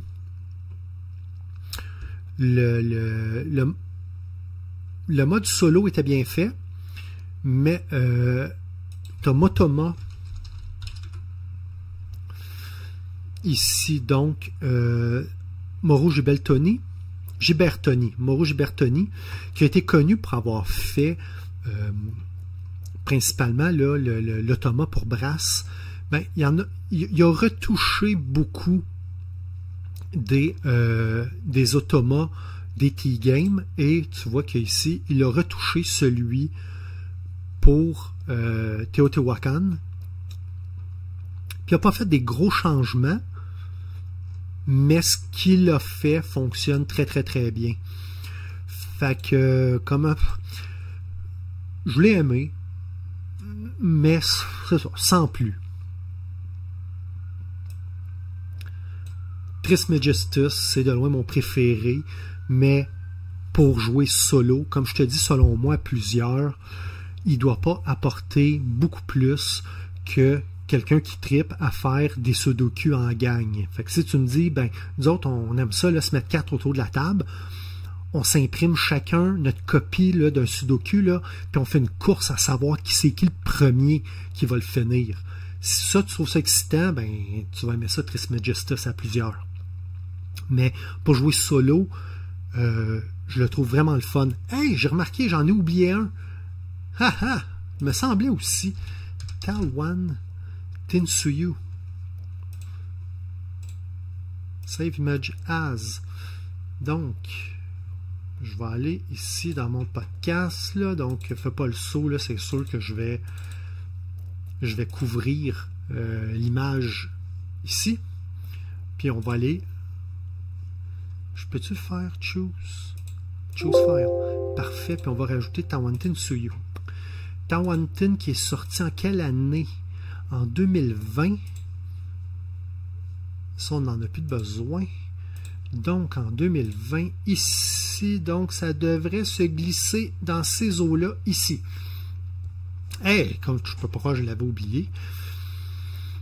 Fait que Trismegistus, c'est, je l'aime beaucoup. Il est vraiment ça à coche. Tekkenu. Tekkenu, c'était-tu le show 5 avec Martin qu'on a fait nos relations amour-haine? J'ai une relation amour-haine avec les designs de David Turczi. Le gars design des bons jeux, mais je trouve qu'il manque un petit peu de, je vais dire, de restrictions. On dirait qu'il ne sait jamais quand s'arrêter, qui fait en sorte qu'à un moment donné, ces jeux, c'est... J'ai pas d'autre mot que de dire, c'est trop. Et Tekkenu, dans cet esprit-là, je trouvais qu'il manquait d'élégance. Puis à un moment donné, quand je le gagnais, ben j'avais comme trouvé un petit peu là, ma recette pour gagner. Moi, j'étais quelqu'un qui allait beaucoup dans cette région-là, dans le magasin. Je trouvais que c'était une action qui était assez simple à faire. Autrement, j'aime beaucoup le board. Il est vrai que le fameux Obélix, on finit par se lasser là, de l'avoir d'en face, puis j'ai fini comme bien du monde à l'enlever, puis à tourner juste la petite roue de carton. L'idée de ça ici, c'est que quand ça tourne, il y a le jour. Donc ici, exemple, le soleil frappe ici. Ici, c'est le jour. Des deux côtés, tu as la pénombre. Et derrière, tu as les zones d'ombre. Et tes dés vont se promener de zone d'ombre à zone de pénombre à zone illuminée. Et selon la couleur du dé, la zone où il est, quand tu vas le prendre, va falloir que tu le mettes sur ton plateau personnel dans une pesée gauche ou droite il faut que tu cherches l'équilibre dans ton yin et ton yang, donc entre ton bien et ton mal. Les dés ne sont pas thématiques du tout, donc c'est même pas des moines, des prêtres ou whatever, des gens qui se promènent autour. Et chaque cadran où tu vas aller chercher un dé, c'est un jeu. Fait que si tu regardes ici, tu as deux petites lignes. Si tu vas chercher ici un dé, quand tu prends le dé, donc il y aura là où tu vas le chercher dans sa zone pour savoir si tu dois le mettre, de quel côté tu dois le mettre dans ton équilibre. Sa valeur va définir ce que tu peux faire avec ton dé. Il y a tu peux avoir des statuts tout le tour. Les statuts, je crois que ça te permet d'avoir un bonus quand quelqu'un d'autre prend un dé dans cette section-là, si je me souviens bien. Il y a du stock. Donc, si la valeur, c'est un des plus simples, là, donc tu vois qu'ici, selon la valeur, ça va activer un dieu, et dans la zone de ce dieu-là, ça va te donner certains trucs. Ici, ça te permet d'acheter des tuiles. Ces tuiles-là sont les tuiles de marché que tu vas pouvoir aller, un coup de tuile-là, aller déplacer ici, dans cette zone-là, ici. Quand tu mets la tuile, tu vas être capable de récupérer ce qu'il y a dedans. Si tu viens ici, ça te permet de bâtir un building et ou une statue sur une ligne colonne. Et quand tu réussis à faire une croisée entre, mettons, une boutique que tu as mis sur une ligne et une colonne, ça te permet d'activer ce qu'il y a en dessous. Ouf! Et c'est un peu comme ça tout le tour. C'est un jeu que j'ai aimé jouer. Un coup que tu craques le code, c'est pas mauvais. Il est super beau, là, avec là, les tours comme ça pour t'approprier certaines des tuiles.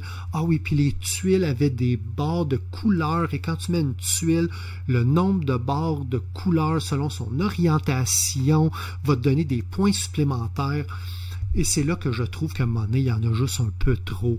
Tu sais, là, le puzzle déplacé, puis de penser à mon goût, à moi, c'est là où souvent il y en a juste un peu trop. dans les designs de David Turczi. Tu vas me dire, ben, tu avais juste à pas le faire, mais à un moment donné, le jeu, il est designé tel que tel. Ici, là, tu avais des rivières de cartes. Les rivières de cartes vont aller là, ici, attends un peu, c'était le niveau je vais dire de croyance, genre plus tes personnages priaient ou ils étaient croyants, ben là tu vois qu'ils montent dans des couleurs et les couleurs représentent là où tu peux aller acheter des cartes en bas quand tu vas prendre l'action qui est à côté. Tu vois qu'il y a ici, là, c'est pour aller acheter des cartes, donc dans cette zone-là. La zone qui est ici te permet d'aller aller là, tout à la portion là, de prier et compagnie. Il était le fun, mais il était juste une biche trop crunchy. Fait que celui-là aussi, un coup, je l'ai joué quelques fois, puis que j'ai réussi à faire un pointage qui avait de l'allure. J'avais mes stratégies, puis j'avais de la misère à sortir un peu là, du modèle que je m'étais fait.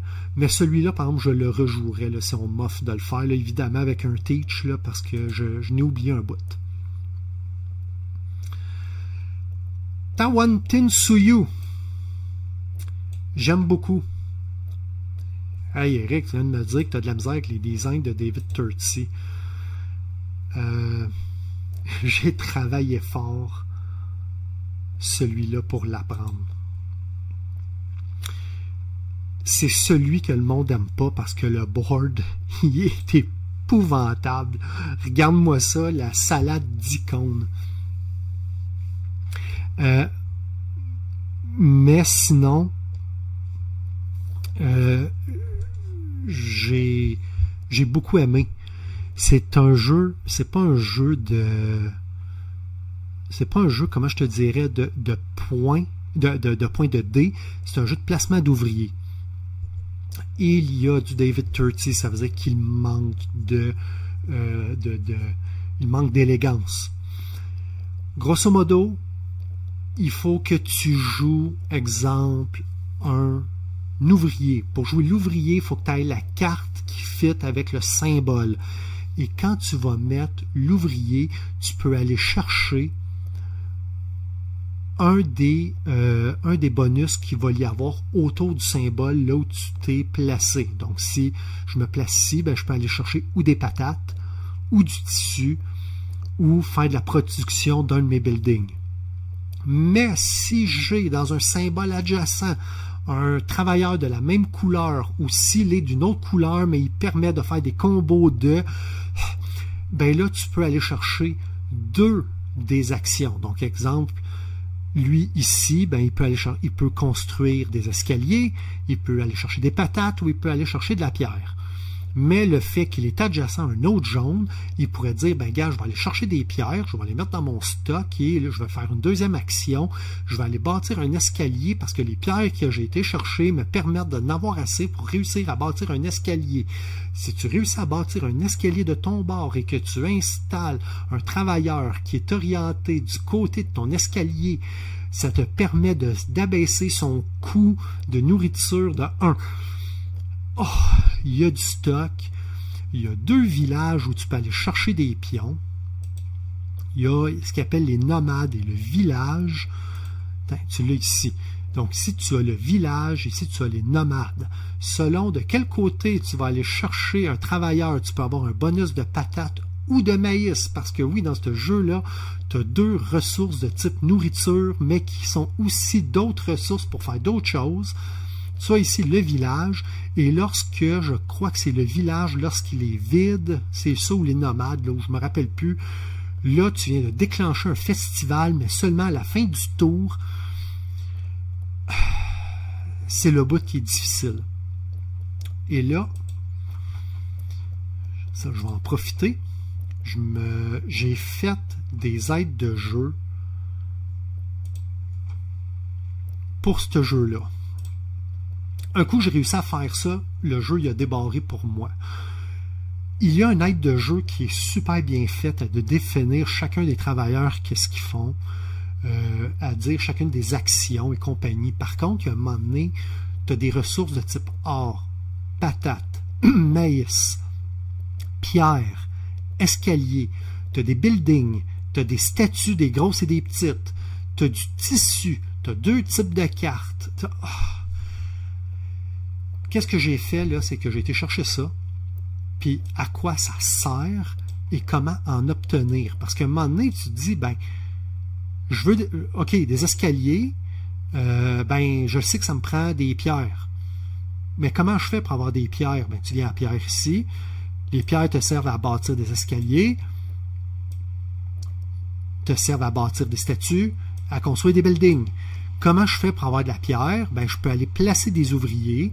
Je peux en avoir avec les tissus.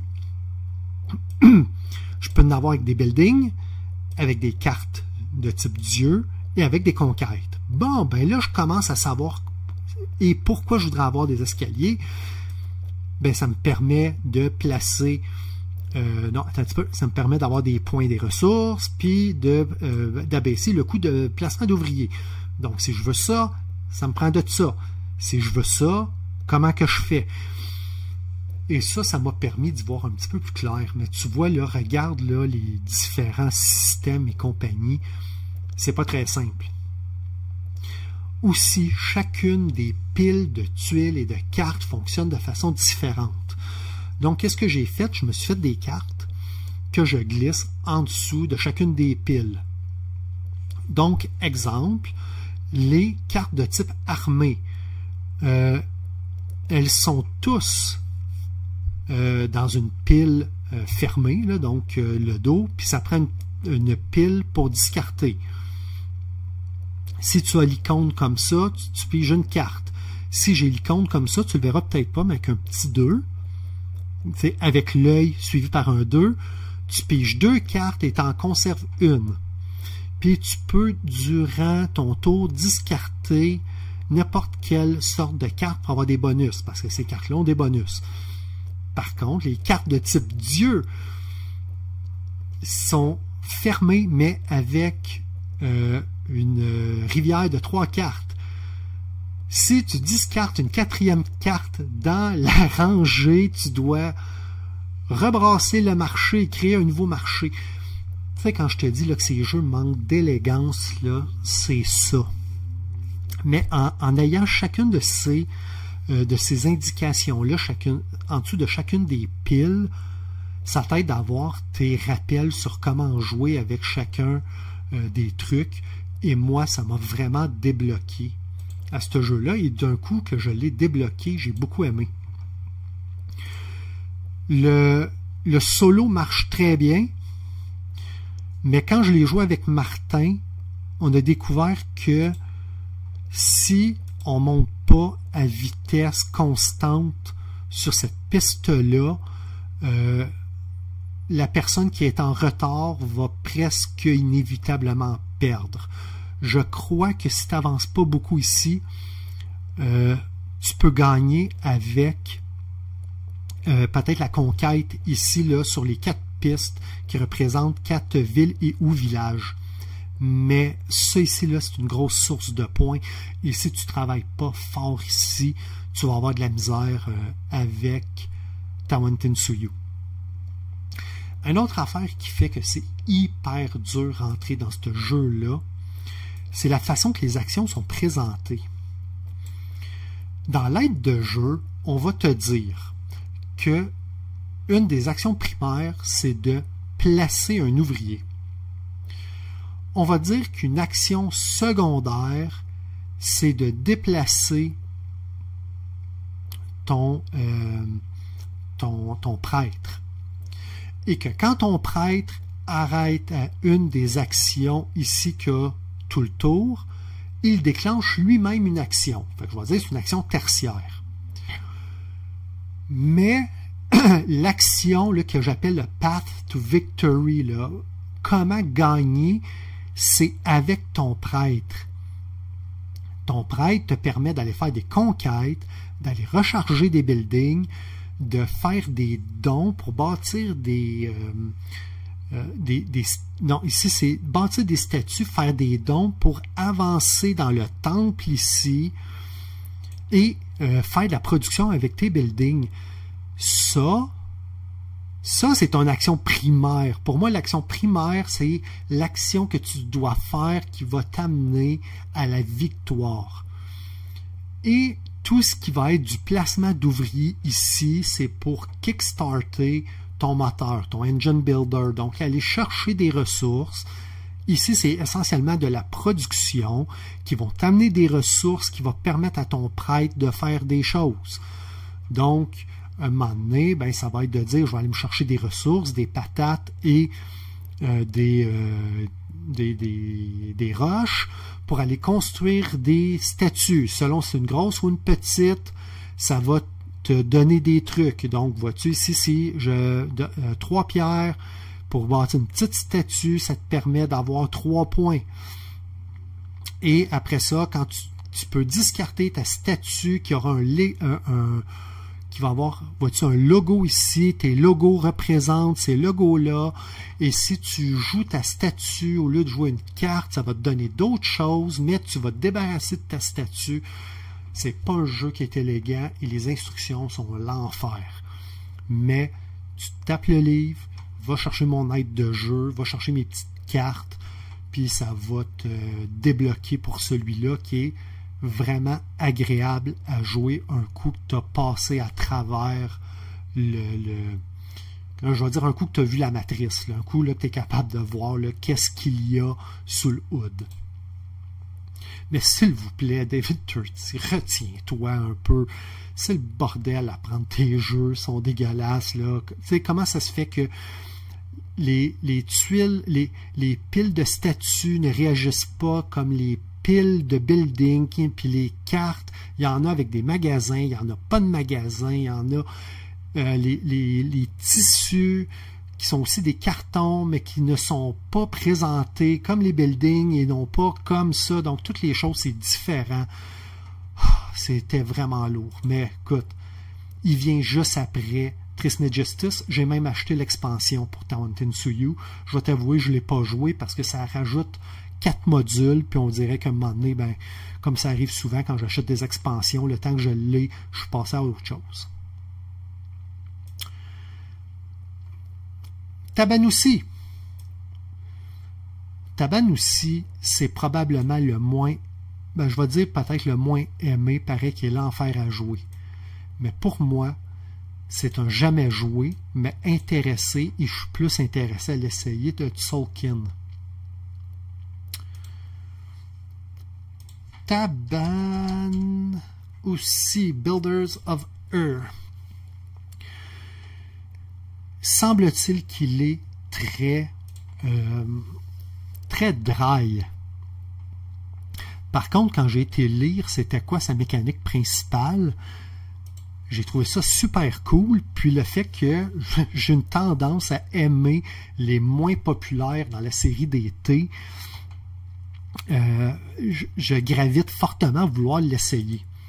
Puis ça aussi, c'est un jeu que je pense que tu peux avoir pour pas trop cher, fait que je vais sûrement essayer d'aller m'en snatcher une copie prochainement. Grosso modo, qu'est-ce qui arrive dans ce jeu-là, c'est que quand tu vas aller chercher un dé,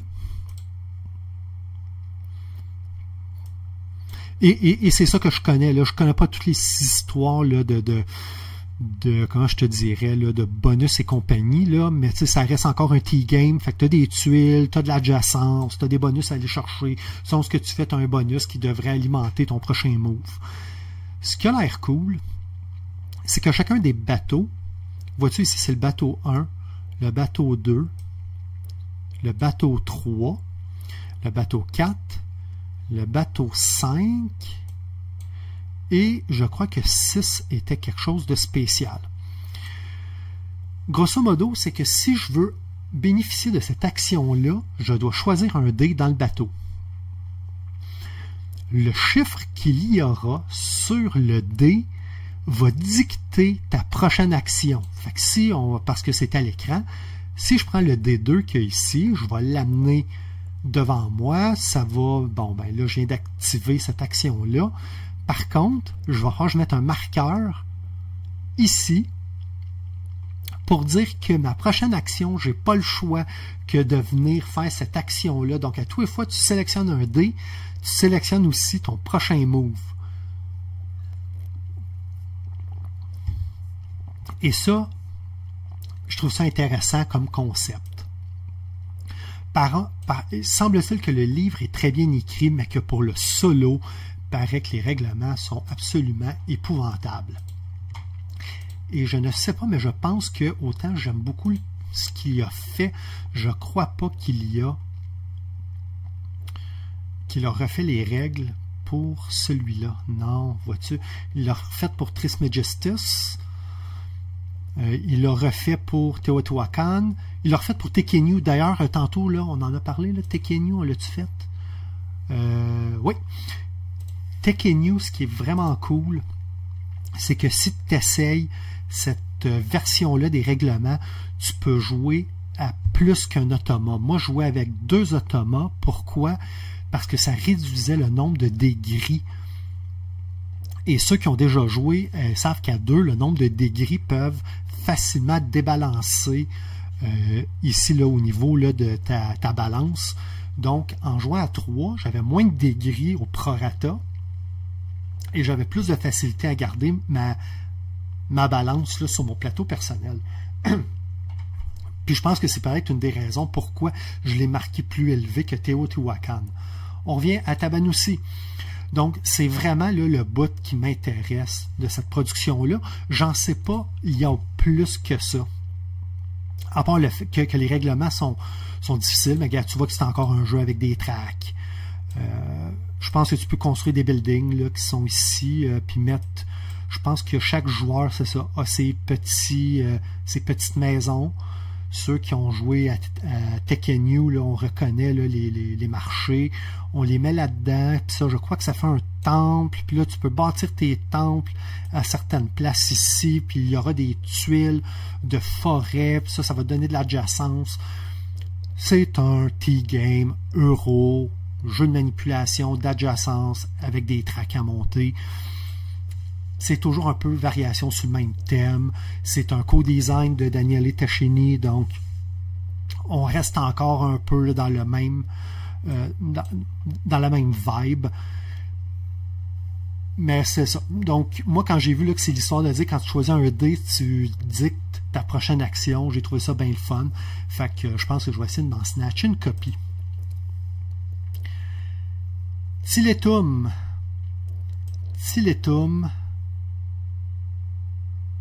Je veux l'essayer, mais encore plus que Tabanusi,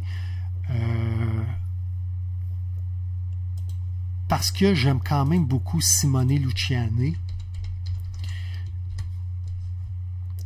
Et ce que j'ai lu quelque part, c'est que le phénomène de choix de dés et de rondelles qu'il y a ici, c'est une variation sur le choix de dés qu'il y avait dans Tekhenu, mais raffiné. Si je me souviens bien, là, la grosse passe qu'il y a dans la façon de travailler, c'est que quand tu choisis un dé autour de ton rondelle, il y a une face qui va définir, on va dire, mettons ici, là, bon, tu prends 3, ben 3, mettons, va définir le nombre d'actions que tu vas avoir ce tour-ci. Et le chiffre qu'il y a en dessous, donc dans ce cas-là 4, va définir le nombre de ressources que tu vas ramasser à partir du cadran où ce que tu es. Donc, exemple, si tu viens ici, ben, tu vas avoir seulement une action, mais tu vas ramasser 6 ressources. De l'autre bord, ici, tu vas faire 6 actions, mais tu vas avoir seulement une ressource. Et ça aussi, je trouve que ça a l'air le fun comme puzzle à pouvoir compléter. Et le plateau, il y en a qui disent qu'il est plutôt dry. D'ailleurs, regarde, ils ont récupéré ici là, les pylônes qu'il y avait dans Tekhenu. Je crois qu'il y a un mécanisme là, où tu te promènes, puis là tu bâtis, puis tu fais le développement du secteur. encore là, évidemment, il y a des pistes, il y a des courses, il y a des tuiles à ramasser. C'est du Simone Luciani, donc c'est sûr qu'il y aura tout le concept de remplir des contrats, remplir... tu vas ramasser une tuile, ta tuile, tu vas pouvoir la mettre quelque part, qui va bloquer quelque chose, qui va te donner d'autres choses. Ça fait partie là, de son ADN. Mais moi, c'est un ADN que j'aime beaucoup et généralement, ça marche bien en solo. J'ai beaucoup aimé... comment je te dirais, c'était Barrage. J'ai beaucoup aimé c'était quoi l'autre, Darwin Journey. J'ai fini par les vendre parce que il était très long à setuper en solo, mais puis à un moment donné j'en avais trop là, des jeux là, tu sais, à un moment donné il faut que j'ai une rotation là, je suis pas un collectionneur, je veux jouer puis je veux en reviewer puis je veux te parler de, mais sinon j'ai beaucoup aimé ce qu'il apporte dans son gameplay, fait que ça ici là ça m'attire beaucoup là, de dire bon ben la façon de choisir, puis il me semble que je le regarde, c'est un jeu qui a l'air quand même une biche plus simple que tous les autres, parce que tu sais, le board n'est pas tout rempli. Ici, là, tu as une carte, tu peux mettre des choses, puis mettre des tuiles, mais tu sais, c'est pas overwhelm. Ça ici, ben, il y a des tuiles dessus, mais je crois que c'est pour choisir quelle sorte de comment je pourrais dire, de ressources que ça va te donner. Mais autrement, là, tu sais, c'est des tuiles, juste faire du randomizing, mais tu brasses les dés, tu les places ici, ben, tu choisis, c'est une action ou des ressources, puis là, tu as ton plateau personnel pour bâtir la ville. Moi, celui-là, il m'attire beaucoup et il est dur à trouver à bon prix. Le fait qu'il est rare, ben, souvent, l'offre et la demande fait en sorte que le prix est assez élevé. Origine, je vais le mettre ici. Un peu, je vais le monter. Tiletum. Origine, c'est un T-game adjacent.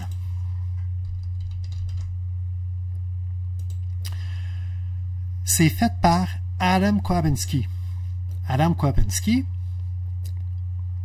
il est surtout connu pour avoir fait Nemesis. Si tu sais pas c'est quoi Nemesis, des fois que ça arriverait. Ouais, c'est ça là. Non, c'était pas ça. C'est bon. Un petit peu. Nemesis. Donc, Nemesis, c'est le jeu qui reprend un petit peu le film Alien. C'est un Ameritrash avec beaucoup de règles, pas simple à jouer. Qu'est-ce qu'il a fait aussi, ce gars-là? Il a fait, si je me trompe pas, il a fait Frostpunk. Oups. Si je me trompe pas, c'est lui qui est derrière ça. Ouais! Un autre gros Ameritrash que je n'ai pas essayé parce qu'à un moment donné, il a l'air trop complexe. Puis je pense que c'est basé sur un jeu vidéo que je n'ai pas essayé. Regarde-moi ça. 4.38. Il est derrière, si je me trompe pas, Dark Ages. Vois-tu? Puis, j'ai eu de la misère avec ce jeu-là. On dirait que j'ai jamais réussi à le pogner. Il est beau. Eh bien, je l'ai acheté, donc je suis intéressé. Mais je ne sais pas par où commencer dans ce jeu-là pour me développer. Il y a de quoi qui m'échappe. C'est un jeu de sélection d'action. Puis, quand tu choisis ton action, tu prends ce qu'il y a au-dessus, si t'es la deuxième ou troisième pastille, tu peux glisser à gauche ou à droite et bénéficier d'une des deux actions et blablabla. Blablabla. Développement un peu de 4X, développement un peu de civilisation, un peu de conflit armé. C'est un autre jeu qui essaye de tout faire, il y a des mini, il est super beau. Mais comme je te dis, je ne sais pas par où le prendre, ce jeu-là. J'ai jamais juste réussi à me râper la tête autour. Fait que j'ai un petit peu une relation amour-haine avec Adam Kwapiński. Nonobstant, Origine a l'air pour un T-game un peu plus simple aussi que les autres. C'est un jeu là, de sélection, là, encore de dés, où quand tu mets ton dé, ça va correspondre à des soucoupes. Là, ça a été mal fait parce qu'on voit mal les points dessus. Il faut les passer au Sharpie là, pour qu'on puisse lire. Mais ça, c'est... Puis là, tu as des tracks, tu as des tracks ici, tu as de choisir ici qui va te donner des ressources. Moi, c'est la portion ville que je trouvais qui avait l'air pas pire, où c'est que quand tu as des dés, dans le fond, qui sont rendus assez vieux, je pense que ça devient des citoyens, puis tu peux les mettre dans les petits cradles, ici, là, des petits porte-dés, là, si on veut. Et un coup que ça c'est fait, attends un peu, y a-t-il une image? Et voilà. Et là, on peut les débarrer et aller construire des tuiles de ville qui vont te donner des bonus. Tu as des bonus d'adjacence, puis quand tu mets tes dés à travers, ça fait des quartiers. Et ça, je trouvais que ça avait de l'air cool. Donc, c'est de voir comment c'est quoi le rendu de celui-là. Fait que si on regarde là, tu sais, ces trois-là, puis je vais te dire là, parce que Tabanoussi, là, en ce moment, il est comme sur le up du hype, mais ces trois-là, je serais prêt à les acheter. Tolkien, je sais que Martin, il l'a. Je veux l'essayer, mais je ne me vois pas l'acheter, même pour jouer en solo. Je ne sais même pas s'il y a un solo qui existe pour. Mais ces trois-là, j'ai vraiment le goût là, de les acquérir pour les essayer. Ça, je l'ai vendu, puis ça, je l'ai vendu. Et il reste Terracotta Army. Terracotta Army, je ne suis pas intéressé. C'est aussi un Adam Kwapinski. Puis j'espère que je le débaptise pas. C'est un jeu avec beaucoup de figurines.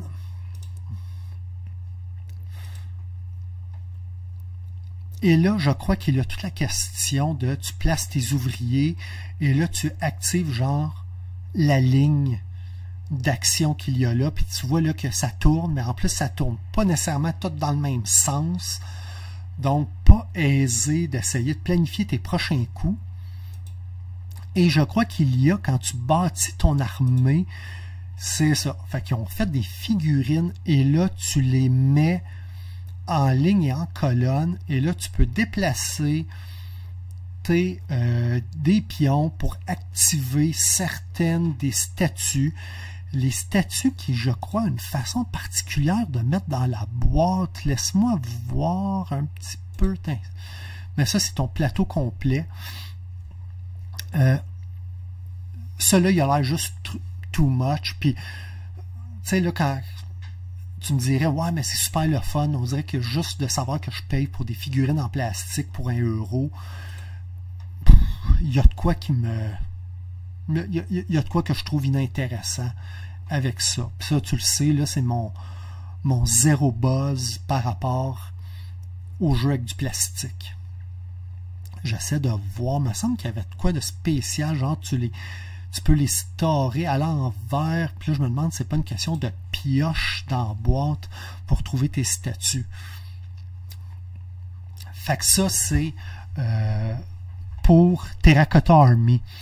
Fait que, ouais, il est beau, là, mais quand je regarde là, les affaires de plastique, puis là, il faut que tu essayes de lire, puis là, avec le 3D qui devient un peu plus complexe, tu vois, ici, tu as des statues avec d'autres types de bases, puis tu en as des plus longs, puis des plus courts. Ah! Ceux-là, ils m'intéressent moins. Fait que c'était ça, je voulais qu'on fasse le tour. Gars, ça a permis d'ouvrir la discussion sur les T-Games. Si tu les connaissais pas, ben, ça m'a permis de faire le tour avec toi. Si tu les connais, ben, écoute, dis-moi ce que tu en penses. Moi, je t'ai donné mon feeling comme quoi, ben, 2 de mes préférés, c'est 2 des moins généralement appréciés de la série. Puis il y en a quand même 3 là, que j'ai le goût d'essayer, là, puis probablement là, de te faire un déballage puis d'y revenir un jour. Dis-moi ce que tu en penses. Dis-moi ce que tu en penses. Là, j'espère là, que pour les 2 campagnes de sociofinancement à venir, ça va t'aider à faire ton choix. Puis, écris-moi ça en commentaire en bas, puis ça va me faire plaisir de te répondre là, dès que j'aurai 2 minutes. Fait que, écoute, ça va être ça pour l'épisode 9 de À table, podcast ludique. Merci de t'être joint à moi et on se revoit très bientôt. Salut là!